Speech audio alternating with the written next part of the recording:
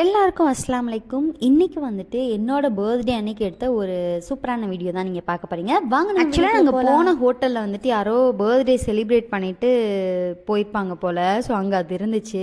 சரி, நமக்கும் பர்த்டே தானே, நம்மளும் வீடியோ எடுப்போம்னு சொல்லிட்டு நானும் போய் நின்று சும்மா அப்படியே வீடியோ எடுத்துகிட்டு இருந்தேன்.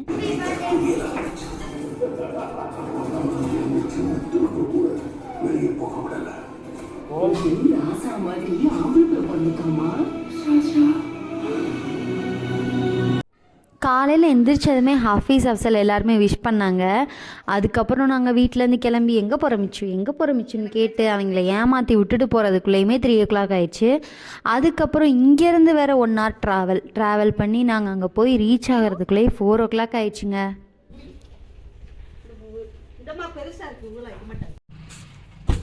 Hello, this is my seat. எந்திரிங்க. என்னோட பர்த்டே வந்து January 14. ஆனால் வந்துட்டு ரொம்ப வருஷமாக எனக்கு விவரம் தெரிகிற வரைக்கும் நான் வந்துட்டு January 15 அன்னைக்கு தான் வந்து பர்த்டேவே செலிப்ரேட் பண்ணியிருக்கேன். செலிப்ரேட்டுன்னு சொல்கிறத விட அந்த ஒரு ட்ரெஸ் போடுறது தான் ஒரு விஷயமே. அப்போது வந்து என்னென்னா, எங்கள் வீட்டில் வந்துட்டு இந்த கூரானியா பாத்தியான்னு சொல்லிட்டு ஒன்று ஓதுவாங்க. அன்னைக்கு வந்துட்டு தான் என் பர்த்டேவே எங்கள் அம்மா மாற்றி வச்சிட்டாங்க. எதுக்கு நம்ம இதுக்கு ஒரு ட்ரெஸ்ஸு அதுக்கு ஒரு ட்ரெஸ்ஸுன்னு சொல்லிட்டு என் பர்த்டேவே ரொம்ப நாளாக 15 அன்னைக்கு தான் சொல்லிட்டு நான் நினச்சிட்ருக்கேன். எல்லாருமே கேட்பாங்க, உன் பர்த்டே அன்னைக்குன்னு கேட்பாங்கல்ல. அப்போ வந்து நான் சொல்லுவேன் என் பர்த்டே வந்து மாட்டு பொங்கல் அன்னைக்குன்னு சொன்னால் எல்லாருமே சிரிப்பாங்க. அப்படி தான் நான் நினச்சிட்டு இருந்தேன். கடைசியில் இப்போ தான் எனக்கு தெரியுது என்னோட பர்த்டே வந்து January 14, 15 இல்லைன்னு சொல்லிட்டு. எப்படிலாம் எங்கள் அம்மா எனக்கு வந்து 24 ஆயிடுச்சு ஏஜு. ஸோ இந்த 24 இயர்ஸில் வந்துட்டு நான் மொத்தத்துக்கே ஒரு 5 பர்த்டேக்கு தான் கேக்கே கட் பண்ணியிருப்பேன். அது கட் பண்ணேன். அதுக்கப்புறம் என் ஃப்ரெண்டு ஒன்று, எங்கள் மச்சான் ஒன்று, இப்போ இந்த 3 இயர்ஸில் என் ஹஸ்பண்ட் ஒரு 3 கேக்கு. இவ்வளோதான் நான் வந்துட்டு.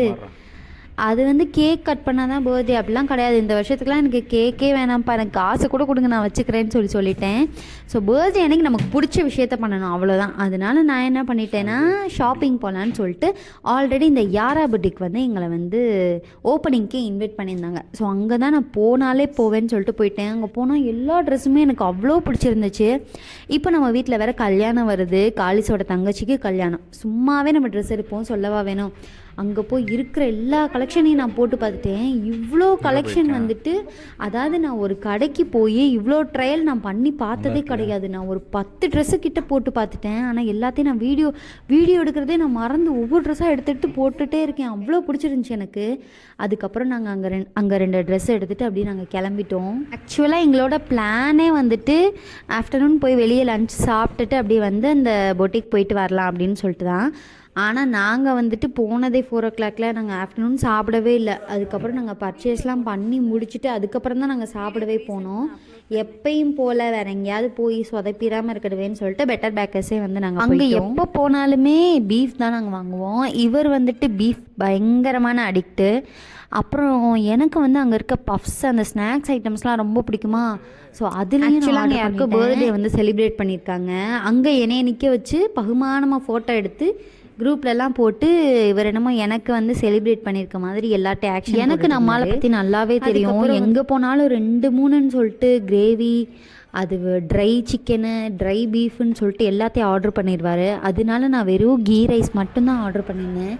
அப்படியே தியானம் கூட்டி விட்டுட்டு நானும் சாப்பிட்டுட்டு அங்கே போனால் பஃப் சாப்பிடாமல் வரவே மாட்டேன். நான் பீஃப் பஃப் செம்ம டேஸ்ட்டாக இருக்கும்.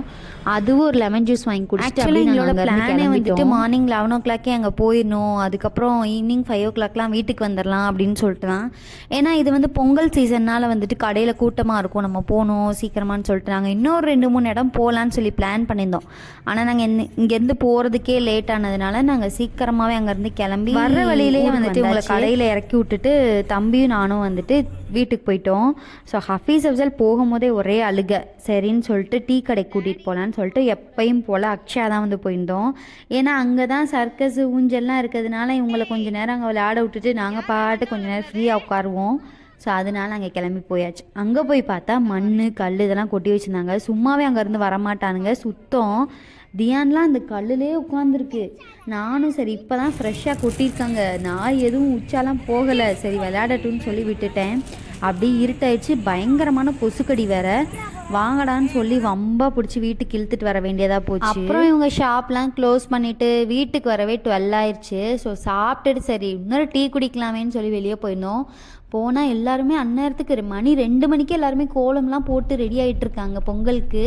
கடை எல்லாமே வந்து போட்டுட்டாங்க. ஸோ நைட்டே வந்துட்டு எல்லாத்தையும் பார்த்துட்டு இருந்தோம் அடுத்த நாள் போகலான்னு சொல்லி.